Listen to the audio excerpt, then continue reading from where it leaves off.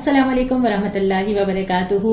آج اس pod cost قرآن feed کی ایک نئی ایپیسوڈ کے ساتھ ہم آپ کے سامنے دوبارہ حاضر ہیں اور آج ہم جو صورت لے کر آئے ہیں وہ ہم آپ کو بعد میں بتائیں گے. اس سے پہلے آپ ہمیں بتائیے کہ آپ کا رمضان کیسا گزر رہا ہے. استقبال رمضان میں ہم نے ٹائم ٹیبل کا مشورہ دیا تھا نا, یقیناً آپ نے عمل کیا ہوگا, تو کیا فائدہ ہو رہا ہے آپ کو اس کا؟ جی بالکل, ہمیں بتائیے کہ آپ نے جو استقبال رمضان میں رمضان کی تیاری ہمارے ساتھ مل کے کی تھی وہ تیاری آپ کی کیسی چل رہی ہے. اور آج جو صورت ہم لائیں گے وہ ہے جس کے بارے میں آپ نے بھی بہت زیادہ اسٹارٹ کیا تھا, بہت دفعہ ہمیں سجیشنز دیے گئے کہ سورہ یاسین کب آئے گی. سب سے زیادہ پڑھی جانے والی اور سب سے زیادہ شاید پسند بھی کیے جانے والی سورہ ہے نا. اس صورت سے نا لوگوں کو بہت محبت ہوتی ہے اور ہمارے عام طور پہ ہمیں ایون سگنلز پہ نظر آتی ہے, گاڑیوں میں نظر آتی ہے, ہاسپٹلز میں نظر آتی ہے, گھروں میں الگ سے پرنٹ ہوئی ہوئی سورہ یاسین ہوتی ہے. تو ہم نے سورہ یاسین کا انتخاب آپ ہی کے کہنے پہ کیا اور ہم اسی صورت کے بارے میں کوشش کریں گے کہ سمجھیں. سورہ یاسین اگر آپ تھوڑا سا اس کا تعارف دے دیجئے کہ کتنی آیات اور کتنے رکوع. سورہ یاسین میں 83 آیات ہیں اور یہ بڑی عقل کو چیلنج کرنے والی آیات ہیں. اور جو اس کے مضامین ہیں سورہ یاسین کے وہ ہم 6 حصوں میں ڈیوائیڈ کر سکتے ہیں. اچھا, آپ نے مجھے یہ بات بتائی تھی تو میں نے بھی غور کر کے ان 6 حصوں کو لکھا ہے اپنے پاس, ہم آپ کے سامنے بھی رکھیں گے. یہ 6 حصے یعنی 6 مضمون ہیں. اگر آپ اس صورت کو تقسیم کرنا چاہیں سمجھنے میں آسانی کے لیے تو اس صورت میں آپ کو مختلف خطبات ملتے ہیں جن کے الگ الگ ٹاپکس ہیں اور آپ کی آسانی کے لیے ہم آپ کو آیات نمبر کے ساتھ یہ مینشن کرتے چلے جائیں گے. یہ صورت مکہ کے آخری دور کی صورت ہے اور مکہ میں آخری دور وہی ہے جس میں نبی کریم صلی اللہ علیہ وسلم اور آپ کے ساتھ صحابہ مختلف چیلنجز فیس کر رہے ہیں نا. اور وہی دور ہے کہ تسلی کی بھی ضرورت ہے. عقیدہ رسالت کے لیے آپ صلی اللہ علیہ وسلم کو بار بار اللہ تعالیٰ نے حوصلہ افزائی بھی فرمائی ہے, استقامت یا ڈٹے رہنے کے لیے تذکیر بھی فرمائی ہے, تسلی بھی دی ہے اس صورت کے اندر. تو یہ مضامین اس کے اندر ہیں. میں نے اس کے بارے میں حدیث دیکھی کہ نبی کریم صلی اللہ علیہ وسلم نے فرمایا, یہ ابو داؤد کی حدیث ہے, کہ یہ سورت جو ہے یاسین قلب القرآن, قرآن کا دل ہے. اور دل ایک کسی شخصیت یا جسم کے اندر ایک مرکزی پوائنٹ ہوتا ہے, مرکزی نقطہ ہوتا ہے جو سارے جسم کے اندر خون کو سپلائی کرتا ہے, جو بنیاد ہوتی ہے زندگی کی. بالکل. تو قرآن کا خلاصہ, قرآن کی اہمیت, اس سے جو ہے وہ سورہ یاسین کی اہمیت کا اندازہ ہوتا ہے. پھر اس کے ساتھ نبی کریم صلی اللہ علیہ وسلم, یہ بھی ابو داؤد اور ابن ماجہ کی حدیث ہے کہ آپ صلی اللہ علیہ وسلم نے فرمایا اپنے مرنے والوں پہ سورہ یاسین پڑھا کرو. اور یہ ہماری پریکٹس ہے, ہم اس بات کو جانتے ہیں. اکثر یہ کہا جاتا ہے کہ اگر کوئی نزا کی حالت میں ہو تو سورہ یاسین اس کے سرہانے پڑھی جائے. میں نے سمینا جتنے قرآن کے آیات دیکھی اور ہم کئی دفعہ یہ بات پہلے بھی کر چکے اور ہمیں کرنی چاہیے, آیات کے الفاظ وہ چیزیں نہیں دے رہے ہوتے, صرف آیات کا مفہوم یا آیات جب آپ سمجھ کے پڑھتے ہیں تب آپ کو پتہ چلتا ہے کہ یہ صورت اس موقع پہ کیوں پڑھائی جا رہی ہے. بالکل, اس کا موضوع بھی سراسر آخرت کی تیاری ہے اور اس کو سنتے ہوئے بھی ایک جلالی سی کیفیت دل کے اوپر طاری ہو جاتی ہے نا, ایک مرعوب سا ہو جاتا ہے دل. اور جب اس کو پڑھتے ہیں تو پھر وہ آخرت کی تیاری کے لیے بھی سرشار ہو جاتا ہے اور سرگرم عمل ہو جاتا ہے. جیسے تصور کیجیے نا کہ ایک شخص اگر اللہ تعالیٰ کے پاس جا رہا ہے, چاہے وہ گھر میں ہے یا ہاسپٹل بیڈ میں اور نزا کا عالم طاری ہے, اس وقت اگر سورہ یاسین پڑھی جا رہی ہے, جو جا رہا ہے اس کے لیے وہ تذکیر دوسری طرح کرے گی. وہ اپنے کانوں میں سنے گا کہ اللہ تعالیٰ اس وقت اس سے کیا کہہ رہے ہیں. اس سے زیادہ یہ تذکیر کرے گی جو پڑھ رہا ہے اور جو سن رہے ہیں وہاں پر. لیکن ہمارے ساتھ ہوتا پتہ ہے کیا ہے, ہمیں آتا ہی نہیں سمجھ, ہمیں ترجمہ ہی نہیں پتا. ہم پڑھتے جاتے ہیں, صورتیں ہمیں میسج نہیں ملتا کیونکہ ہمیں سمجھ نہیں آتی کہ اس کا ترجمہ کیا ہے. کیونکہ یہ زندوں کی صورت ہے, زندوں کے پڑھنے کی صورت ہے تاکہ وہ اپنی زندگی میں اس کو جاری و ساری کر سکے, اپنے عملوں میں لا سکے. اور مرنے والے پر پڑھنے کے لیے شاید اس لیے کہا جا رہا ہے کہ ساری کی ساری زندگی اور آخرت کے بعد اب کیا ہونا ہے, مرنے کے بعد کیا پیش آنے والا ہے, اس کی ایک پوری تصویر نظروں کے سامنے آ جاتی ہے. اس کو پتہ چلتا ہے کہ کیا پیش آنا ہے, اور جو زندہ ہے اس کو پتا ہوتا ہے کہ میں نے بھی یہاں تک پہنچنا ہے. یعنی جنازہ کتنی بڑی حجت ہے نا ہمارے لیے کہ مطلب یہاں تک تو سب نے آنا ہے باری باری. تو جس کے پاس ابھی مہلت باقی ہے اس کو شاید زیادہ فائدہ ہوگا اس کو پڑھنے سے. اور اگر دیکھیں ہمیں عربی نہیں آتی تو پڑھتے ہوئے یہ بھی خیال رکھا جائے کہ اس کے ساتھ ساتھ اس کا ترجمہ بھی پڑھا جائے. بالکل, اور اسی لیے ہم آج یہاں پہ ترجمہ بھی پڑھ رہے ہیں اور اس کو سمجھنے کی بھی کوشش کر رہے ہیں تاکہ آئندہ جب بھی ہم سورہ یاسین پڑھیں یہ سارے مضامین ہمارے ذہن میں تازہ ہو جائیں. بالکل. شروع کرتے ہیں اللہ کے نام سے جو بے انتہا مہربان رحم فرمانے والا ہے. پہلا حصہ ہم سب سے پہلے لے رہے ہیں جو آیات 1 to 12 12 آیات پر مشتمل ہے. یاسین قسم ہے قرآن حکیم کی کہ تم یقیناً رسولوں میں سے ہو. خود آپ صلی اللہ علیہ وسلم کو بھی یقین دلایا اللہ تعالیٰ نے جی بالکل، اس میں یاسین سے شروع کیا گیا جو حروف مقطعات میں سے ہے، اور جس کے معنی کیونکہ اللہ تعالیٰ نہیں بتائے تو اس کے معنی کے بہت زیادہ تفصیل میں ہم بھی نہیں پڑھتے نا، اور لوگوں نے پوچھے بھی نہیں ہے. اس کا مطلب کہ عربی لینگویج میں جو اس وقت کی شاعری بھی ہے نا، اس میں بھی ایسے حروف ملتے ہیں. بالکل، تو ایک انداز ہی ہے، اس لینگویج کا ایک انداز بھی ہے اس طرح سے الفاظ استعمال کرنا. اور والقرآن یعنی کہ اللہ تعالیٰ نے قسم کھائی ہے یہاں پر نا، قرآن حکیم کی. تو جب بھی اللہ تعالیٰ قسم کھاتے ہیں تو وہ در حقیقت ایک تو اٹینشن کے لیے کہ توجہ حاصل ہو پڑھنے والے کی، اور دوسرا ایویڈنس کے لیے کہ اللہ تعالیٰ دلیل کے طور پر یہاں پر پیش کر رہے ہیں کہ بے شک جو قرآن ہے وہ حکیم ہے اور اللہ رب العالمین کی طرف سے نازل کیا گیا ہے. اچھا، اس کے بیک گراؤنڈ میں آپ بتا رہی تھی نا کہ بالکل آخری زمانہ یہ مکہ مکرمہ کا تھا، تو اس آخری زمانے کا ذرا منظر نامہ اگر ہم نگاہوں میں لے آئیں کہ یہ وہ وقت تھا کہ جب ان کے سارے ہتھ کنڈے جو ہے نا وہ تقریباً ایک ایک کر کے کفار اور مشرکین اپنے ہتھ کنڈے آزما چکے تھے. میں سوچتی ہوں کہ لوگوں کے دل میں یہ خیال آتا ہوگا نا کہ آخر کب تک، مطلب بار بار یہ لگتا ہوگا جب آپ حق پہ چلتے ہیں تو ایک فیلنگ آپ کو یہ ہوتی ہے کہ وقتی پریشانی ہے، چونکہ ہم حق پہ ہیں تو ایونچولی جو ہے وہ حق غالب ہوگا، اور ظاہر اللہ کا وعدہ بھی ہے. لیکن وہاں پہ جب 8 سال 9 سال 10 سال جب گزر رہے ہوں گے تو وہ دل میں کیسی کیسی کیفیات آ رہی ہوں گی نا، مطلب ان مسلمانوں کی جو آپ صلی اللہ علیہ وسلم کے ساتھ تھے، وہ ہماری طرح کے انسان تھے، تکلیفیں اٹھا رہے ہیں، اور پھر اللہ تعالیٰ ان کو ان جملوں کے ذریعے ایک طرح سے تسلی دیتے ہیں کہ نہیں، پریشان نہ ہو. کیونکہ اس وقت کفار کے جملے ہی بہت زیادہ تکلیف دیتے، یعنی کہ آہستہ آہستہ شدت آتی چلی جا رہی تھی اور پریشان کن صورتحال ہوتی چلی جا رہی تھی. اور آگے اللہ رب العالمین نے انہی آیات کے بعد پھر ان کو کوٹ بھی کیا ہے کہ کس کس طرح کے جملے وہ کہا کرتے تھے، اور سب سے زیادہ تو وہ تنقید جس بات پر کیا کرتے تھے وہ عقیدہ آخرت پر کیا کرتے تھے. اور پھر یہی بات ہے کہ جو قرآن ہم نے بھیجا ہے وہ کس کا نازل کرتا ہے؟ ہر چیز کی اس کے پاس طاقت ہے، اور اس کی رحمت ہے کہ وہ تمہیں یہ قرآن دے رہا ہے. یہ اللہ تعالیٰ کا کتنا بڑا احسان اور اپنے بندوں پر رحمت کا ایک جیتا جاگتا ثبوت جو ہے وہ قرآن ہے. نہ بتاتا راستہ بھٹکتے رہتے، لیکن اللہ کی رحمت کہ وہ میں یہ بھی دکھاتا ہے. اور اس کے بعد جو قرآن کے کرنے کا یا نازل کرنے کا جو مقصد ہے وہ یہ کہ خبردار کیا جائے نا، اس قرآن کو رکھ کے بیٹھ نہیں جانا ہے، بلکہ اس کے ذریعے جو ہے وہ لوگوں کو متوجہ کرنا ہے، خبردار کرنا ہے، ہدایت پہنچانی ہے. اور اس کے بعد پھر ذکر کیا گیا ان لوگوں کا جو اپنے کرتوتوں کی وجہ سے عذاب کے مستحق ہو گئے. جی بالکل بالکل. اللہ تعالیٰ نے اس میں شروعات میں حکیم استعمال کیا ہے، نام اسماء حسنہ کا، عزیز استعمال کیا ہے. تو ہم دیکھیں گے کہ اس میں سورہ یاسین میں اللہ رب العالمین نے پھر حکمتیں بھی سکھائی ہیں اور اپنے عزیز ہونے کے اللہ تعالیٰ نے ثبوت بھی پیش کیے ہیں. اب اللہ تعالیٰ نے جب یہاں پر عزیز کیا ہے؟ غالب، جس کے پاس سارے کنٹرولز ہیں، جس کے پاس پاور ہے، جو چاہے کر سکتا ہے، سارے کنٹرول ہے، سارا کنٹرول ہے جس کے پاس، اور پوری پاورز ہیں جس کے پاس. یہاں پر اللہ تعالیٰ فرما رہے ہیں کہ جو یہ تمام تر اذیتیں دے رہے ہیں، تکلیفیں دے رہے ہیں، اور یہ تمام تر باتیں چھانٹ رہے ہیں، تنقید کر رہے ہیں، اللہ تعالیٰ غالب ہیں اور حکیم ہیں. اور اللہ رب العالمین نے پھر یہاں پر آگے یہ بتا دیا کہ اللہ تعالیٰ کا غلبہ، اللہ تعالیٰ کا کنٹرول، اللہ تعالیٰ کی قدرت پھر ان لوگوں کے ساتھ وہ کیا کرنے والی ہے جو نبی پاک صلی اللہ علیہ وسلم کو تکلیفیں دے رہے ہیں، اذیتیں دے رہے ہیں. یعنی 2 پیغام جا رہے ہیں شاید سے. پہلا پیغام تو ان کفار کو جا رہا ہے کہ اللہ کے ہاتھ میں ساری چیز، وہ جب چاہے گا پکڑے گا اور ایسے حاضر کر دے گا. اور دوسرا پیغام مسلمانوں کو جا رہا ہے کہ اللہ تعالیٰ غالب ہے، لیکن اللہ تعالیٰ مہلت دے رہا ہے، ورنہ پکڑنا اس کے لیے کوئی مشکل نہیں ہے. یہ دونوں میسیجز دینے کے بعد ایک مثال یا تمثیل بیان کی گئی ہے کفار کی کہ وہ ایسے کھڑے ہیں جیسے ان کی گردنوں میں توق ڈالے گئے ہیں.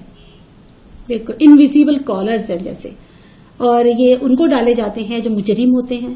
جیلوں میں دیکھا ہوگا عام طور پہ تصاویر کے اندر بھی کہ کس طرح سے ان کو لوہے کے کالرز ڈالے ہوتے ہیں اور پھر چین سے ان کو زنجیروں سے باندھا ہوا ہوتا ہے. تو یہاں پر انویزیبل کالرز ہیں جو اللہ تعالیٰ نے ڈال رکھے ہیں ان کو. اور اس زمانے میں بھی جو لوگ قید کیے جاتے تھے نا، ان کو کسی جگہ باندھ دیا جاتا تھا. اور اگر آپ نے ارطغرل دیکھا ہوگا تو آپ کو یہ نقشہ سمجھ آ رہا ہوگا کہ تنوں کے ساتھ باندھ دینا، سیدھا باندھ دینا، مڑنے نہ دینا، گردن بالکل اسٹریٹ فکس کر دینا. تو یہ مثال ان کو بہت اچھی طرح سمجھ آ رہی تھی کہ ان کے گلے میں وہ توق ڈال دیا ہے کہ ان کو رائٹ لیفٹ آگے پیچھے وہ موڑ کے ان کو کچھ نظر ہی نہیں آتا. جو دیکھتے ہیں بس سیدھا جو نظر آ رہا ہے وہی دیکھتے ہیں. اور ایک مثال اس کے اندر یہ ہے کہ ہم نے ایک دیوار ان کے آگے کھڑی کی ہے اور ایک دیوار ان کے پیچھے کھڑی کی ہے. کیونکہ اللہ تعالیٰ فرما رہے ہیں کہ وہ مستحق ہو چکے ہیں عذاب کے، یعنی کہ جس روش پر وہ چل رہے ہیں اس روش میں وہ اتنی انتہاؤں تک پہنچ گئے ہیں کہ عذاب کا فیصلہ ان کے لیے اللہ تعالیٰ صادر فرما چکے ہیں. پھر اس کے بعد یہ ہے کہ وہ حق نہ سامنے سے دیکھ سک رہے ہیں، نہ پیچھے سے دیکھ سک رہے ہیں، اور نہ دائیں اور نہ بائیں سے دیکھ. سامنے اور پیچھے سے نا ایک اور بھی اس کا مطلب نکلتا ہے، وہ یہ ہے کہ اگر سامنے دیوار ہوگی تو فیوچر نظر نہیں آ رہا. وہ یہ سوچ ہی نہیں رہے ہیں کہ آخر جا کے انہوں نے اللہ تعالیٰ کو فیس کیسے کرنا ہے، قیامت ہے، ان کو کچھ اپنے اعمال کا جواب دینا ہے. فیوچر کے بارے میں آنکھیں بند کی ہوئی ہیں، پیچھے دیوار ہے، اس کا مطلب پاسٹ کے بارے میں آنکھیں بند کی ہوئی ہیں. پورا قرآن آپ کو ماضی کے واقعات سنا سنا کے عبرت دیتا ہے. تمام لوگوں کے پاس تاریخیں موجود ہیں، یہودیوں کے پاس تاریخ موجود ہے، عیسائیوں کے پاس تاریخ موجود ہے. تاریخ سے بھی سبق نہیں لیتے، آگے کے بارے میں بھی نہیں سوچتے. اور اللہ تعالیٰ آگے فرما رہے ہیں نا کہ تم پھر انہیں خبردار کرو یا نہ کرو، یکساں ہے، یہ نہیں مانیں گے. اور اسی سیم یہی مضمون جو ہے وہ اللہ رب العالمین نے سورہ بقرہ کے اندر بھی بیان فرمایا ہے. لیکن اس کے ساتھ ساتھ یہ بھی فرمایا ہے، یہ آیت ہمیں بھی نوٹ کرنی چاہیے، آیت نمبر 11 میں، کہ تم اس شخص کو خبردار کر سکتے ہو جو نصیحت کی پیروی کرے، قرآن کو پکڑ کے رکھنا، اور دوسری بات یہ کہ بے دیکھے خدائے رحمان سے ڈرے، تقوی اختیار کرے. اور میں یہ سوچ رہی تھی سمینہ، تقوی اور قرآن دونوں چیزیں حاصل ہوتی ہیں رمضان سے. مطلب رمضان ایک بڑا ذریعہ ہے اس کا. اس کا مطلب یہ ہے کہ ہدایت پانے کے لیے اگر آپ اپنے رمضان کو ان دونوں چیزوں کے حصول کے لیے استعمال کریں گے تو اس بات کی قوی امید ہے کہ اللہ تعالیٰ ہدایت پہ چلنا آسان کر دے گا اور ہدایت دے گا. اور تقوی کا مفہوم یہ بھی پہلے بتایا نا ہم نے اپنی شاید کسی سورہ کے اس میں بتایا ہے، اس میں تفسیر میں، کہ تقوی کا مفہوم یہی ہے نا کہ اللہ تعالیٰ کا بہت شدید احساس کرنا، یعنی کہ اللہ تعالیٰ کو محسوس کرنا، اللہ تعالیٰ کو فیل کرنا. اور رمضان مبارک کے تو ہر لمحے ہمیں رب محسوس ہوتا ہے. جس شخص کے اندر تقوی موجود ہو، یعنی اللہ کا خوف یا اللہ سے محبت یا اللہ سے تعلق، اور جو شخص پھر قرآن بھی اٹھاتا ہو، اللہ تعالیٰ فرماتے ہیں کہ یہ شخص ہدایت قبول کرنے والا ہے، اس کا دل کھلا ہوا ہوتا ہے ان چیزوں کے لیے. اور انہی کے لیے پھر فرمایا گیا کہ ان کو جو ہے وہ مغفرت اور اجر کریم کی بشارت دے دو. اور اس کے بعد جو ایک آیت ہے اس میں ایک لفظ استعمال ہوا ہے کہ ہم ایک روز جیسے ذکر کیا کہ مردے زندہ ہوں گے اور ہم وہ ساری چیزیں لکھ رہے ہیں. ان میں 2 الفاظ آئے اس کے اندر. ایک تو یہ ہے ما قدموا، جو انہوں نے افعال کیے ہیں. دوسرا آیا ہے وآثارہم، جو انہوں نے آثار چھوڑے. جی بالکل، یہ سینٹرل مضمون ہے سورہ کا کہ آخرت کے عقیدے کے حوالے سے اللہ رب العالمین یہاں پر ان کی بہت ساری باتوں کا، تنقیدوں کا جواب فرما رہے ہیں. اور شروع اسی سے کر رہے ہیں کہ یقیناً ایک دن آنے والا ہے جب اللہ تعالیٰ نے مردوں کو زندہ کرنا ہے. اور اللہ تعالیٰ دیکھیے یہ تشبیہ ہے، دل بھی مردہ ہوتے ہیں اور دلوں کو بھی زندہ کرنے والی ذات کون سی ہے؟ اللہ تعالیٰ ہے. اچھا، اس میں مجھے لگتا ہے کہ دوسرا ذرا بڑا اہم ہے چیز کہ جو آثار چھوڑے ہیں. عمل تو یہ ہے نا کہ ہم اپنی زندگی کی کتاب میں اب جو عمل کرتے چلے جا رہے ہیں وہ ہمارے مرنے تک جاری ساری رہے گا، لیکن ہمارے مرنے کے بعد وہ اعمال نامہ بند ہو جائے گا. یعنی وہ ہماری کتاب ہے، ہر پیج ہر دن ہے، ہم یہاں لکھ رہے ہیں کہ آج ہم نے کیا کیا، اچھا یا برا. اور وہ کتاب ہمارے ساتھ ہے، ہمیں نظر بھی آتی ہے نا، وہ ہمارے سامنے ہمیں پتا ہے کہ اچھا یہ لکھا ہے. گلٹ بھی ہوتا ہے کہ اچھا کتاب میں اچھا درج نہیں کیا. اور اس کتاب کا جو اریزر ہے وہ توبہ ہے، اس کو ہم معاف کروا لیتے ہیں. رمضان آتا ہے، عمرے پہ جاتے ہیں، توبہ کرتے ہیں، آنسو بہاتے ہیں، وہ چیزیں ہماری اریز ہو جاتی ہیں. لیکن جو اگلی چیز پھر ہے وہ ہے آثار. اور یہ جیسے کہ آپ نے کہا یہ بہت اہم موضوع ہے. یعنی کہ ہمہ وقت ایک تو ہمیں یہ ضرور احساس رہنا چاہیے، اور کیا ہمیں ہوتا ہے کہ ہم اپنا ڈاکیومنٹ خود تیار کر رہے ہیں اور اللہ رب العالمین اس کو محفوظ فرما رہے ہیں. اور ایک دن آئے گا کہ جب اس ڈاکیومنٹ کو بند کر دیا جائے گا. لیکن اس سے بھی زیادہ خطرناک یہ بات ہے کہ ہم جو عمل، ایک تو یا تو یہ ہوتا نا کہ ہم جو کر رہے ہیں وہ اس کا کتاب وہ بند ہو چکی ہوتی، اس کا مال نامہ بند ہو گیا ہوتا اور یہیں پر معاملہ جو کنکلوڈ ہو گیا ہوتا. لیکن اللہ تعالیٰ آگے فرما رہے ہیں نا کہ نہیں، آثار جو ہم باقی رکھیں گے، یعنی کہ اگر کوئی اچھا عمل کیا ہے، کوئی نیک عمل کیا ہے، تو یہ تو بہت بڑی خوشخبری ہے نا کہ اللہ تعالیٰ پھر اس کو رہتی دنیا تک باقی رکھیں گے. اور کیا ہمارے اجر میں اضافہ ہوتا چلا جائے گا. مجھے اس میں تشویش یہ ہوتی ہے، سوری آپ کی بات کاٹی، مجھے اس میں تشویش یہ ہوتی ہے کہ ہم نے ایک عمل کر لیا، اب وہ عمل چھوٹے چھوٹے ہوتے ہیں نا. آپ نے زبان سے بولا، اچھی باتیں بھی بول جاتے ہیں، آپ غیبت بھی کر جاتے ہیں، کمنٹ بھی کرتے ہیں، جج بھی کرتے ہیں، جو آپ نے بول دیا. آپ کے ہاتھ میں فون ہے، آپ شیئرنگ کرتے ہیں، فارورڈ کرتے ہیں، کلک کیا کیا کر دیا، یاد نہیں ہے، مجھے تو نہیں یاد. بعض دفعہ تو ہسٹری جب آتی ہے، ہمارے جو فیس بک پہ ہسٹری آتی ہے لاسٹ ایئر کی، تو ہم حیران رہ جاتے ہیں کہ اچھا ہم نے یہ شیئرنگ کی ہوئی تھی، ہمیں تو یاد نہیں ہے. تو اس طرح جو چیزیں آپ کر کر کے بھولتے چلے جا رہے ہیں، جب اللہ تعالیٰ ان ساری چیزوں کو نکالے گا، ایک تو وہ چیزیں مجھے یاد ہی نہیں ہے، وہ میرا ڈیٹا کہاں سے نکلے گا، کہاں بیک اپ ہوا ہے. دوسری بات یہ کہ ان آثار کے اندر پھر وہ چیزیں ملٹیپلائی کہاں ہو گئی. میں نے کسی کو کوئی بات بولی تھی، مجھے یاد نہیں ہے، وہ آگے چلتی گئی. اب اس میں اگر میں نے وہ اچھی چیز کی تھی، لائک اگر آپ نے یہ لنک شیئر کیا تھا، آپ کو اگلے رمضان یاد نہیں رہے گا، لیکن وہ کس نے دیکھا، اس نے کس کو کیا بات بتائی، وہ اگلے سال ہے، اس کے سال کے بعد کس نے کس کو فارورڈ کیا، وہ آثار ملٹیپلائی ہو رہے ہیں. لیکن اسی طرح اگر آپ نے کوئی ایسی بات کر دی، فرض کیجئے کسی دو اشخاص کے درمیان بدگمانی تھی، آپ نے اس میں ذرا سا حصہ ڈال دیا، دل خراب ہو گئے، اس کے آثار چلتے جا رہے ہیں، فیملیز ٹوٹی، رشتے ٹوٹے، بچے کیا سائیکولوجیکل اثرات ہوئے، اب وہ ملٹیپلائی ہوتا جا رہا ہے. کچھ غلط بیانی آپ نے کر دی، کوئی ایسی نافرمانی کا کام کر دیا، کچھ گناہ ایسا آپ نے کر دیا جو کسی نے دیکھ لیا، نوٹ کر لیا، اور پھر اس آپ کے عمل سے ان کا عمل بدلا. ایسا نہیں ہوتا کہ ہمیں لگے کہ ہمارا کیا حصہ ہے اس دنیا میں، مطلب ہم نہیں چھوڑے کوئی آثار، لیکن نسل در نسل وہ آثار اللہ تعالیٰ فرما رہے ہیں چلتے چلے جائیں گے. اور اللہ تعالیٰ نہ کرے کہ وہ اگر ہماری کوئی برائی کا ہے، کوئی ایسا عمل ہے جو اللہ تعالیٰ کو ناپسند ہے اور اس کے کوئی برے اثرات ہم نے چھوڑے ہیں اپنے پیچھے، تو رہتی دنیا تک اللہ نہ کرے کہ وہ قائم رہیں. ہمیں اس کی بھی آج ہی دعا مانگنی ہے. اور ایسا نہیں ہوتا کہ آپ کسی طرف نہ جھک رہے ہوں. آپ جو بات کہہ رہے ہیں، آپ جو شیئر کر رہے ہیں، آپ جو معاشرے میں رجحان ڈال رہے ہیں، آپ جو ٹرینڈ سیٹ کر رہے ہیں، آپ جو رسمیں کر رہے ہیں، کہیں نہ کہیں جا کے وہ آپ کے آثار ہیں، اور وہ نامہ اعمال میں وہاں سے نکل رہی ہوں گی جس کے بارے میں انسان نے سوچا نہیں ہوگا. اس لیے ان ساری چیزوں کے حوالے سے کوشش کریں کہ زیادہ سے زیادہ اچھے آثار چھوڑیں. اب ہم یہ اپنی آڈینس کے اوپر چھوڑتے ہیں اور ہم کہتے ہیں کہ آپ ہمیں سجیسٹ کریں کہ وہ کون سی چیزیں ہیں جنہیں ہمیں کرنا چاہیے کہ یہ آثار ہمارے لیے صدقہ جاریہ بنے. آپ سجیسٹ کیجئے وہ کام جو ہم کر سکتے ہیں، ہم سوسائٹی میں کیا کر سکتے ہیں، گھر میں کیا کر سکتے ہیں، اور آپ کے کمنٹس انشاءاللہ دوسرے لوگ بھی سیکھیں گے. اچھا، آگے جو قصہ ہے بستی کا قصہ ہے، مجھے لگتا ہے کہ اللہ تعالیٰ اسی کی تشریح فرما رہے ہیں کہ کیسے وہاں پر رسول آئے، بستی کے اندر 3 رسول آئے، اور رسولوں کے ساتھ پہلے 2 آئے، پھر ایک اور رسول کو بھیجا، 3 رسول ہو گئے.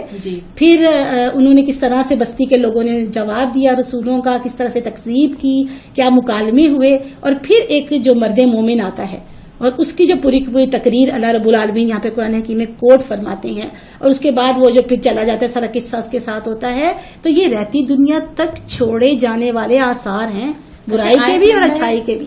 آیت نمبر 13 سے لے کے 32 تک دوسرا حصہ ہے. جی، اس دوسرے حصے کے اندر جو ہے وہ 2 رویے ہیں نا، 2 ایٹیٹیوڈز، ایک ہی دعوت ہے، لیکن اس میں 2 لوگ کس طرح ریئیکٹ کرتے ہیں. اور اس قصے کو ہم یہاں پہ اس لیے نہیں پڑھیں گے کہ آپ ترجمے سے یہ صورت یا تو پڑھ چکے ہوں گے یا اس پوڈ کاسٹ کے بعد پڑھیں گے، تو ہم پورا ترجمہ یہاں پہ نہیں پڑھتے. ہم اس ترجمے سے ہم نے کیا سیکھا، اس قصے سے یہ بات ہم یہاں پر ضرور ڈسکس کریں گے کہ اللہ رب العالمین اس میں نا بہت ساری حکمتیں سکھا رہے ہیں. جو میں نے پہلے بات رکھی تھی نا کہ اللہ تعالیٰ نے شروع میں حکمت کا اپنا تذکرہ کیا، اسماء حسنہ کا، اپنی صفت کا اور عزیز ہونے کا نا، تو حکمتیں اللہ تعالیٰ سکھا رہے ہیں کہ ایک تو کیسے اللہ تعالیٰ ہدایت دینے والے، پیغام پہنچانے والے، تنبیہ کرنے والے بھیجتے ہیں، اور پھر کس طرح سے اللہ رب العالمین ان کی مدد، ان کو سپورٹ دیتے ہیں، مدد کس سے دیتے ہیں، اور پھر کس طرح سے اللہ رب العالمین جو رب کی راہ میں آگے بڑھنے والے، رب کا پیغام پہنچانے والے، رب کی اعانت کرنے والے، ان کے ساتھ اللہ رب العالمین پھر کیا سلوک فرماتے ہیں. رسول آئے، دعوت لے کر آئے دین کی طرف. کچھ لوگ ایسے تھے جنہوں نے اس کے اگینسٹ باتیں کرنا شروع کی نا. ایک شخص نے یہ کہا کہ عام شخص کو بنا دیا گیا، مطلب انسانوں میں سے بنا دیا گیا رسول. کسی نے یہ کہا کہ تمہاری وجہ سے تو ہمارے اوپر مصیبتیں ہی آ رہی ہیں، جس پہ اللہ تعالیٰ نے کمنٹ بھی کیا ہے کہ تمہارے اپنے کرتوتوں کی وجہ سے آ رہی ہے. لیکن اس کے بعد ایک شخص ایسا ہے جو تنہا ہے، اکیلا ہے، دور کہیں رہتا ہے، اور وہ دوڑتا ہوا آتا ہے اور وہ آ کے گواہی دیتا ہے کہ نہیں تم پیروی کرو. اور یہی وہ ہدایت ہے. اور اس نے 2 دلیلیں دی ہیں کہ یہ بے غرض ہیں، تم سے کوئی اجر تو نہیں مانگتے نا، اور دوسری بات یہ کہ یہ ٹھیک راستے پر ہے، ان کا قول و فعل گواہی دے رہا ہے. اب نا یہ جو ہے نا آیت کی وما علینا الا البلاغ المبین، تو دراصل اللہ تعالیٰ یہاں پر جو بتا رہے ہیں رسولوں کے اللہ تعالیٰ نے زبان سے یہ کہلوایا کہ ہمارے اوپر، بتا دیجیے تاکہ لوگ. آیت نمبر 17 ہے اور یہ بہت کثرت کے ساتھ کوٹ کی جانے والی آیت ہے. وما علینا الا البلاغ المبین، کہ ہمارے اوپر تو پہنچا دینے کے علاوہ کوئی ذمہ داری نہیں ہے. تو اللہ تعالیٰ نے اس آیت کی تشریح جو وہ مرد مومن نے پھر پوری تقریر کی نا، اس نے پہلے پورے ایویڈنس جمع کیے، پورے دلائل جمع کیے، اور بڑی حکمت کے ساتھ. اب دیکھیں اس کی ترتیب کو غور کریں، اس کی ترتیب پر، اس کی بات پر، اور پھر سیکھنے کے لیے ہمارے پاس کتنے زیادہ چیزیں ہیں اس کی تقریر کے اندر. تو دراصل اللہ تعالیٰ نے یہ جو آیت یہاں پر فرمائی نا کہ وَمَا عَلَيْنَا إِلَّا الْبَلَاغُ الْمُبِينُ، در حقیقت اسی کی تشریح اور تفسیر وہ سارا کچھ ہے جو اس مرد مومن نے کہا. اچھا، اس میں ضرور یہ ذکر کرنا چاہوں گی کہ اللہ رب العالمین بلاغ کیا ہے، جو رسولوں سے بھی اللہ تعالیٰ نے کروایا، جو اس مرد مومن سے بھی کروایا، اور اب رہتی دنیا تک امت مسلمہ کا بھی جو کام ہے، جو مشن ہے، وہ کیا ہے؟ کار نبوت ہی ہے نا. اور وہ بلاغ، ہاں وہ ہے کہ بلاغ پہنچانا. بلاغ کے معنی بہت وسیع ہیں. بلاغ کے معنی اتنے وسیع ہیں کہ اس کے اندر پوری کی پوری حکمتیں آ جاتی ہیں، طریقہ کار آ جاتے ہیں. اس کے اندر ہیلنگ کتنی ہونی چاہیے، کاؤنسلنگ کتنی ہونی چاہیے، الفاظ کیسے ہونے چاہیے، دل کو لگنے والے الفاظ ہوں، سمجھ میں آنے والے الفاظ ہوں. یعنی کہ اللہ تعالیٰ نے دعوت کا پورا سلیقہ اس بلاغ کے اندر رکھ دیا. صحیح. اچھا، یہ بات کے بعد وہ جس شخص کی مثال یہاں پر دی جا رہی ہے نا، اب اس کا نام نہیں ہے، یعنی اس کی کوئی آئیڈینٹی ہمیں ایسے نہیں پتا کہ اس کا نام کیا تھا، اس کے باپ کا نام کیا تھا. جو کام اللہ تعالیٰ کو پسند آیا نا وہ زیادہ اہم تھا، تو وہ چاہتے تھے کہ ہم اس کے بارے میں جانیں. وہ شخص ہے جس نے دعوت پہ لبیک کہا ہے. یہ وہ شخص ہے جو فوراً حرکت میں آ گیا ہے، جو خاموش نہیں رہا، جس نے اپنا حصہ ڈالا. پلٹے میں اس کو تھا کہ مجھے ساتھ دینا چاہیے، گھر میں بند نہیں ہوا، خود کو بچانے کی فکر نہیں کی، سوسائٹی کے ریئیکشن کی فکر نہیں کی. اور وہ آتا ہے، اعلان کرتا ہے حق کا، اور اس کے بعد جو ہے وہ اس کو قتل کر دیا جاتا ہے.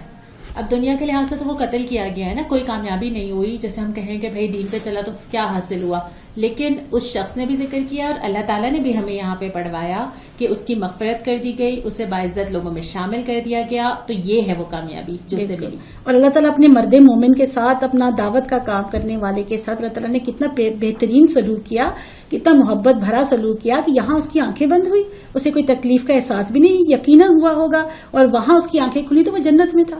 اور اس کی خیر خواہی دیکھیں، وہاں جا کے بھی وہ یہ کہہ رہا ہے کاش میری قوم کو معلوم ہوتا. یعنی فکر اس وقت بھی اس کو اپنی قوم کی ہے کہ کاش وہ جان لے قوم کا. مجھے لگتا ہے اس کامیابی کی وجہ کیا ہے؟ اس کامیابی کی وجہ یہ ہے کہ اس نے حق کا اعلان کیا. پہلے تو حق کا ساتھ دیا، پھر اس کے بعد اعلان کیا، پھر حق کے لیے آواز بلند کی، استقامت سے رہا اور حق کے لیے جان دے دی. یعنی یہ چیز تھی جس سے اس نے وہ حاصل کر. اور اس کا استقبال کیسے ہوا؟ آگے آتا ہے نا، سلام قولم من رب رحیم. کون سی آیت سے پڑھ رہی ہیں؟ انشاءاللہ آگے آئے گا. اچھا بھی آگے آئے گا. اچھا، اس کے بعد ذکر آتا ہے کہ ذکر کیا گیا کہ جب ان کو اللہ نے پکڑنا تھا تو پکڑ لیا، ایک دھماکے کی آواز آئی اور اس کے بعد وہ سب بجھ کر رہ گئے. اور پھر ذکر کیا گیا کہ ان لوگوں نے تو ہماری طرف ہی آنا ہے نا. آخر میں یہ جو حالات ہوتے ہیں، یہ کبھی حق کا غلبہ ہوتا ہے، کبھی باطل غالب آ جاتا ہے. یہ سارے حالات اللہ تعالیٰ کی طرف سے آزمائش ہوتے ہیں. اس کے دوران اللہ نے دیکھنا یہ ہوتا ہے کہ کس نے کیا سمیٹا. اس ایک ہی واقعے سے جس نے جنت سمیٹنی تھی اس نے جنت سمیٹ لی، جس نے عذاب سمیٹنا تھا اس نے عذاب سمیٹ لیا. اور اللہ تعالیٰ کے لیے کوئی مشکل نہیں تھا. اللہ تعالیٰ کو کسی لشکر بھیجنے کی ضرورت پیش نہیں آئی. اللہ تعالیٰ کے لشکروں کا والا کام تو مچھر بھی کر سکتے ہیں اور دیگر بھی چھوٹی سے چھوٹی مخلوق بھی کر سکتی ہے. اس کے بعد آیت نمبر 33 سے لے کے 44 تک تیسرے حصے کی طرف ہم آ رہے ہیں. اور یہ تیسرا حصہ ہے کائنات کی نشانیاں. اب یہ ایک ایک چیز گنوائی جا رہی ہے اور یہ ہم نے بہت جگہ قرآن میں، سورہ رحمان میں، سورہ واقعہ میں، سورہ ملک میں اور پھر بہت ساری صورتوں میں دیکھا ہے کہ اللہ تعالیٰ نے اپنی کائنات اور اس کی نشانیاں جن کو آپ دن اور رات دیکھتے ہیں، تو وہی چیزیں جو آپ اس آنکھ سے نہیں دیکھتے کہ اس کے پیچھے ایک خالق کائنات موجود ہے جس کے قبضے میں میری جان ہے اور جس کے سامنے مجھے حاضر ہونا ہے. بالکل. اور پڑھ کے لگتا ہے اللہ اکبر کبیرہ کہنے کو دل چاہتا ہے. اللہ اکبر کبیرہ والحمدللہ کثیرہ سبحان اللہ بکرۃ واصیلا. بالکل. اس کے بعد ذکر کیا گیا بے جان زمین کا. یہ وہ زمین جس کو اللہ پھاڑتا ہے، وہ غلہ نکالتا ہے، جس کو تم لوگ پھر کھاتے ہو. اور اس میں ہمارا کوئی کمال نہیں ہے نا. پانی دینے کے بعد، بیج ڈالنے کے بعد وہ زمین نے پھٹنا ہے اور پودے نے نکلنا ہے. یہ تو ہم صرف بیٹھ کے دیکھ رہے ہوتے ہیں. اور زمین کو زندہ کرنے والی چیز جو مین ہے اس کا بھی آگے تذکرہ فرما دیا کہ چشمے، پانی کے چشمے جو اللہ تعالیٰ نکالتے ہیں. اور پانی ہی وہ اوریجنلی چیز ہے جو زمین کو بھی زندہ رکھتی ہے، زندہ کر دیتی ہے مرنے کے بعد بھی. اور انسانوں کی زندگی کے لیے بھی اہم ترین اگر کوئی چیز ہے زندہ رہنے کے لیے تو وہ پانی سب سے زیادہ اہم ترین ہے. مجھے سمجھ آتا ہے اللہ تعالیٰ نے یہاں پہ ان چیزوں کا ذکر نا جو اپنے انسان کی خوراک کا، پانی کا، اس لیے کیا کہ ساری اکڑ اسی کی بنیاد پہ آتی ہے. آپ دیکھیں جب پورا دن روزہ رکھا ہوا ہوتا ہے، افطار کے وقت جو سب نڈھال ہوتے ہیں کیونکہ طاقت ہی نہیں ہوتی، یہی ساری چیزیں نہیں لے سکتے نا. جب یہ نہیں لیتے تو وہ سارا جو تنتنا ہوتا ہے وہ سب ختم ہو چکا ہوتا ہے. تو یہ جو انسان بڑھ بڑھ کے باتیں بناتا ہے اللہ ہی کا رزق کھا کر، اللہ ہی کا دیا ہوا پانی جس کی وجہ سے زندگی، اور پھر اللہ ہی سے بے پرواہ ہو جاتا ہے. اور پانی ہی وہ چیز ہے جو سورہ ملک میں بھی آخر میں اللہ تعالیٰ نے سوال کیا نا کہ اگر اللہ تعالیٰ اس کو زمین میں اتار دے اور خشک ہو جائے تمہارے کنویں تو تم کہاں سے لا کر دو گے یہ پانی. بالکل. اور اس کے بعد پھر فرمایا کیا یہ شکر ادا نہیں کرتے. لفظ شکر کو ہم جتنی دفعہ سمجھیں گے نا ایک نئے معنی سمجھ آئیں گے. شکر یعنی ویسے تو شکر ہے آپ تسبیحات پڑھتے رہیں اللہ کا شکر ادا کرنے کے لیے نا، الحمدللہ بولتے رہیں، لیکن قرآن ہمیں بتاتا ہے کہ شکر صرف الفاظ نہیں ہے، شکر ایک رویہ ہے، ایک انداز ہے آپ کا کہ جھکنا، ماننا، اس کی دی ہوئی چیزوں کو اس کے لیے استعمال کرنا، یہ ساری چیزیں شکر میں آتی ہیں. شکر کا اللہ تعالیٰ نے بار بار تذکرہ فرما دیا، سورہ ابراہیم کے اندر بھی فرما دیا کہ اگر شکر کرو گے تو زیادہ دوں گا، اور اگر کفرانی نعمت کرو گے تو اللہ تعالیٰ پھر کیا کرتے ہیں، چھین لیتے ہیں. اور یہ چیزیں ہمیں دنیا میں زندگی میں اپنے آس پاس بھی نظر آتی ہیں روزمرہ کی اس میں معمولات میں. صحیح. اس کے بعد ہے جملہ اقسام کے جوڑے پیدا کیے، ٹھیک ہے نا. اب وہ جوڑے جو ہے وہ صدیوں سے ریسرچ ہو رہی ہے ان ساری چیزوں پہ، اور انسان ڈسکور کرتا چلا جا رہا ہے کہ چیزیں جو ہے وہ پیر کی شکل میں اللہ تعالیٰ نے نازل کی ہے. اور اس کے بعد ایک انسانوں میں سے جو جوڑے بنائے، اور وہ چیزیں بھی جن کو ابھی ان کو پتہ ہی نہیں ہے. ہم ڈسکور کرتے ہیں، پھر ایک تھیوری چینج کر دیتے ہیں، پھر ہمیں لگتا ہے کہ نہیں اتنے پلانٹس ہیں، پھر کہتے ہیں نہیں پلانٹس تو اتنے نہیں ہیں، اتنے ہیں. پھر ہم اور چیزیں سوچتے چلے جاتے ہیں اور ہمیں اور انکشافات ہوتے چلے جاتے ہیں. ابھی تک یہ وَمِمَّا لَا يَعْلَمُونَ ان کو پتہ ہی نہیں ہے اصل میں کہ کیا کیا اللہ تعالیٰ کی قدرت کام پیدا کر رکھا اللہ تعالیٰ نے. 3 بلین تو سورج ہی ہیں اس گیلیکسی کے اندر جو ہمارے قریب ترین ہے، اور اس کے علاوہ کتنی گیلیکسیز ہیں ہم نہیں جانتے. اور اللہ رب العالمین مالک ہیں ان تمام جہانوں کے. اللہ تعالیٰ نے بالکل شروع میں سورہ فاتحہ میں فرما دیا. اور پھر رات اور دن کا ذکر کیا جا رہا ہے، سورج کا ذکر کیا جا رہا ہے، چاند کا ذکر کیا جا رہا ہے. یہ وہ چیزیں ہیں جن کو آپ روزانہ بس آتے اور جاتے دیکھ رہے ہیں، اور یہ سمجھ رہے ہیں کہ آٹو پہ لگی ہیں، یہ خود ہی آ رہی ہیں اپنے ٹائم سے. بس ہم روزانہ دیکھتے ہیں اچھا آج افطار کتنے بجے، کل اتنے بجے تھی. کبھی ایسا نہیں ہوا کہ افطار کے لیے بیٹھے ہیں اور آج سورج نہیں نکلا، افطار کے لیے بیٹھے ہیں اور آج سورج غروب نہیں ہوا، یا پھر یہ کہ سحری کے لیے بیٹھے ہیں تو آج سورج نے نکلنے سے انکار کر دیا. اور اسی طرح انسانی زندگیوں کا بھی رائز اینڈ فال ہوتا ہے، اسی طرح امتوں کا بھی رائز اینڈ فال ہوتا ہے. تو ہمیں سورج اور چاند کو دیکھتے ہوئے بھی اپنی زندگیوں پر غور کرنا چاہیے کہ کب ہمارا ایمان جو ہے وہ سورج کی طرح چمکتا ہے، کب ہمارا ایمان چاند کی طرح ہوتا ہے، اور کب بالکل جب چاند غائب ہو جاتا ہے اور ہمارے ایمانوں کا یہ حال ہوتا ہے کہ بالکل اندھیرا اندھیرا سا چھایا. لائف کا ایک تو جیسے آپ نے بات کی کہ پیک ٹائم ہوتا ہے نا، جیسے کہ سورج اور چاند کا ایک پیک ٹائم ہوتا ہے، اوپر آتا ہے اور پھر ڈھلنا شروع ہو جاتا ہے. دوسری بات یہ کہ اس سے جیسے چاند آپ کی زندگی میں عرب میں جس طرح تاریخیں معلوم کیا کرتے تھے نا، ہر گزرتا ہوا چاند زندگی کا ایک ماہ کم کرتا ہوا جا رہا ہوتا ہے. جب وہ ایک سائیکل پورا کرتا ہے چاند تو آپ کی زندگی مزید کم ہو رہی ہوتی ہے نا. تو یہ سورج اور چاند اپنی عمر کے لحاظ سے بھی، اپنے گزرتے ہوئے وقت کے لحاظ سے بھی ایک سمجھنے کی چیز ہے، اور پھر خالق کائنات کو بھی سمجھنے کے لیے بہت اہم ہے کہ کون ان کے پیچھے کام کرے، کہ کبھی آپس میں ٹکراتے نہیں، اپنے اپنے فلک میں تیر رہے ہیں. کوئی کسی کے اوپر حاوی نہیں ہوتا، کوئی کسی سے ٹکراتا نہیں ہے، کوئی کسی کے آربٹ میں جا کے گھستا نہیں ہے. تو یہ صرف حضرت انسان ہے جس کو اللہ تعالیٰ نے یہ پاور دے دی کہ وہ جو چاہے کر سکتا ہے.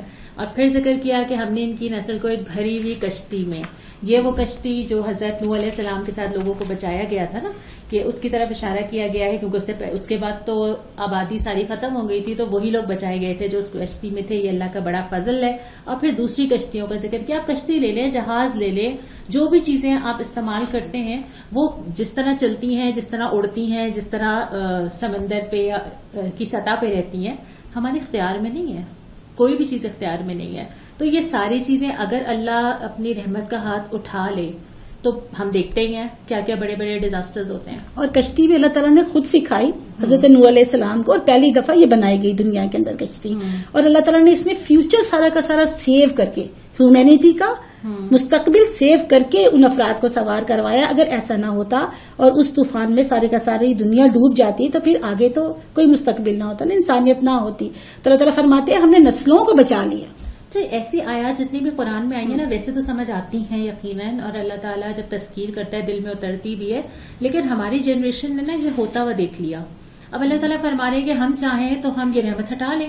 جس زندگی کی ساری چیزوں سے فائدہ اٹھا رہے ہیں وہ اس وجہ سے اٹھا رہے ہیں کہ ہماری رحمت انہیں پار لگا رہی ہے. جو لفظ یہاں پہ آئے نا، الا رحمتا منا ومتاعا الی حین، ہم دے رہے ہیں موقع تمہیں زندگی کا، ان ساری چیزوں کو استعمال کرنے کا. اور جب اللہ نے اپنی رحمت اٹھائی تو ایک ان نون ان سین وائرس سے اللہ تعالیٰ نے گھروں میں بند کر دیا، پھر یہ ساری چیزیں بند ہو گئیں. وہ ساری چیزیں آپ نہ سمندر، نہ جہاز، نہ ٹرانسپورٹ، نہ بزنس، سب شٹ ڈاؤن ہو گیا اتنی ترقی کے بعد. اور وہ واقعی اللہ تعالیٰ نے اتنی ساری نئی باتیں ریئلائز کروائیں اس فتنے سے، کہہ لیجئے اتنا سارا ہمیں سمجھ میں آیا. اللہ تعالیٰ کا حقیقی تعارف دلوں کے اوپر صحیح طرح سے نقش ہوا. اور بہت ساری دنیا ایسی ہے، بہت سارے لوگ ایسے ہیں جو حقیقت میں دین کی طرف آئے، اسلام کی طرف آئے، اللہ تعالیٰ کی طرف آئے. قرآن یہ بھی کہتا ہے کہ جب ہم ان کو مشکل میں ڈالتے ہیں نا، وہ کہتے ہیں یہ مشکل ہٹ جائے پھر ہم ایسا نہیں کریں گے. اور ایسی ریئلائزیشنز ہوئی، بہت ساری ہوئی کہ اچھا لائف سٹائل سمپل ہو سکتے ہیں، آسان ہو سکتے ہیں، کتنی چیزوں کے بغیر بھی زندگی گزر سکتی ہے. مصروفیات کتنی ہم نے بہت ساری جو ہے وہ ایکسٹرا لی ہوئی تھی، اور ہمارا فیملی ٹائم ہمیں اندازہ ہوا، اپنے گھروں کی اہمیت کا اندازہ ہوا. لیکن جب دنیا دوبارہ کھلتی ہے نا، انسان کی نفسیات یہ ہے کہ اگر وہ آخرت کو یاد نہ رکھے تو وہ اسی طرح دنیا میں مگن ہو جائے. بالکل. اور یاد یہ رکھنا چاہیے کہ اللہ تعالیٰ نے ہمیں بھی ٹائم پیریڈ دے کے دنیا میں بھیجا ہے، مہلت عمل دے کر دنیا میں بھیجا ہے، اور یہی وہ ہمارے پاس ہے سرمایہ ہے جس سے کام لے کے ہم نے اپنی آخرت کو سنوارنا ہے اور جنتیں خریدنی ہیں. اور یہ بات آپ بھی ہمیں بتائیے، جب آپ نے کبھی نہ کبھی یہ ریئلائز کیا ہوگا اپنی زندگی میں بھی کہ دنیا آپ کو جب اپنے اندر مگن کر دیتی ہے، کوئی ایسی چیز جو آپ نے سوچا ہو کہ آپ نے اب اپنی زندگی میں بدل دینی ہے، جس کی وجہ سے آپ کا دھیان آخرت کی طرف زیادہ ہو، تو اس کے لیے اگر آپ نے کوئی عملی قدم اٹھایا ہے، اس کے لیے آپ نے کیا کیا، ہمیں اس کے بارے میں ضرور بتائیے. یہاں تک ہم نے تیسرا حصہ مکمل کیا ہے نا، 3 حصے جو ہم نے بات کی تھی کہ 3 ٹاپکس ہیں. یہاں پہ ہمارا تیسرا حصہ آیت نمبر 44 پہ مکمل ہوتا ہے. جو سورہ یاسین کا حصہ ابھی باقی ہے اس میں بھی ہم آپ کے سامنے 3 ہی میسیجز یا 3 ہی پیغام لے کر انشاءاللہ اگلے پوڈ کاسٹ میں حاضر ہوں گے. انشاءاللہ سورہ یاسین کے دوسرے حصے کے ساتھ ہم دوبارہ حاضر ہوں گے.